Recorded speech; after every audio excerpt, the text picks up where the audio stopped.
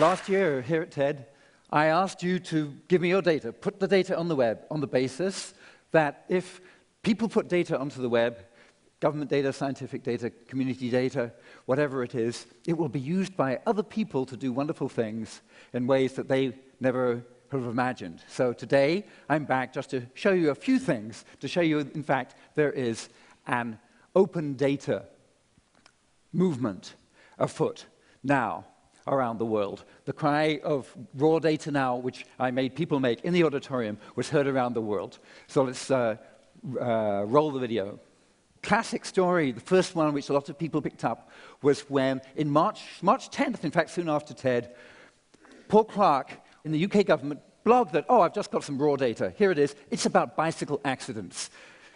2 days it took the Times Online to make a map, a mashable map. We call these things mashups. A mashup user interface allows you to go in there and have a look and find out whether your bicycle route to work was affected. Here's more data, traffic survey data, again, put up by the UK government. And because they put it up using the linked data standards, then a user could just make a map just by clicking. Does this data affect things? Well, actually, let's get back to 2008. Look at Zanesville, Ohio. Here's a map a lawyer made, put it on at the water plant, see which houses are there, which houses have been connected to the water, and he got from other data sources information to show which houses are occupied by white people. Well, there was too much of a correlation, he felt, between which houses were occupied by white people and which houses had water, and the judge was not impressed either. The judge was not impressed to the tune of $10.9 million.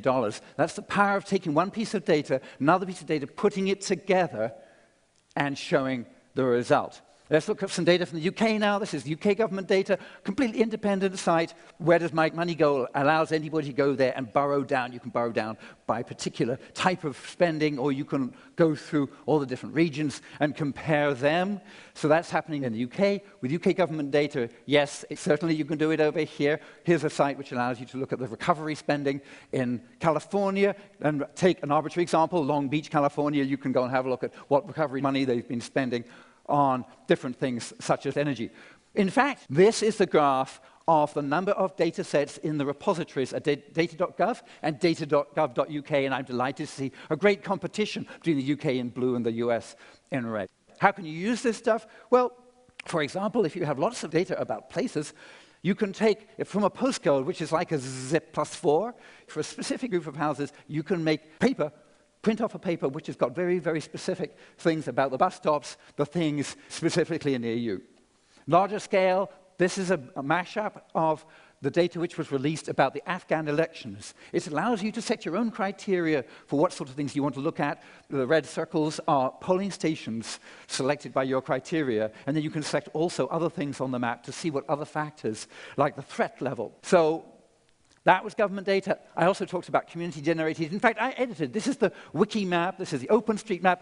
Terrace Theatre I actually put on the map because it wasn't on the map before TED last year. I was not the only person editing the OpenStreetMap. Each flash on this visualization put together by ITO World shows an edit in 2009 made to the OpenStreetMap. Let's now spin the world during the same year.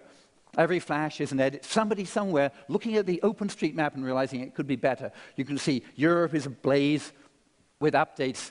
Some places, perhaps not as much as they should be. Here, focusing in on Haiti. The map of Port-au-Prince at the end of 2009 was not all it could be.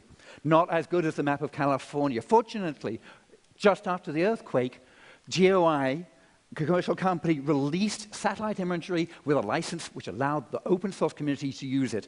This is January, time-lapse, people editing. That's the earthquake. After the earthquake, immediately, people all over the world, mappers who wanted to help and could, looked at that imagery, built the map, quickly building up. We're focusing now on Port-au-Prince. The blue is refugee camps these volunteers have spotted from the air. So now we have immediately a real-time map showing where there are refugee camps. It rapidly became the best map to use if you're doing relief work in Port-au-Prince. Witness the fact it's here on this Garmin device being used by a rescue team in Haiti. There's the map showing on the left-hand side there that hospital. Actually, that's a hospital ship. This is a real-time map that shows blocked roads, damaged buildings, refugee camps. It shows things that are needed. So If you've been involved in that at all, I just wanted to say, whatever you've been doing, whether you've just been shouting raw data now, you've been putting government or scientific data online, I just wanted to take this opportunity to say thank you very much, and we have only just started.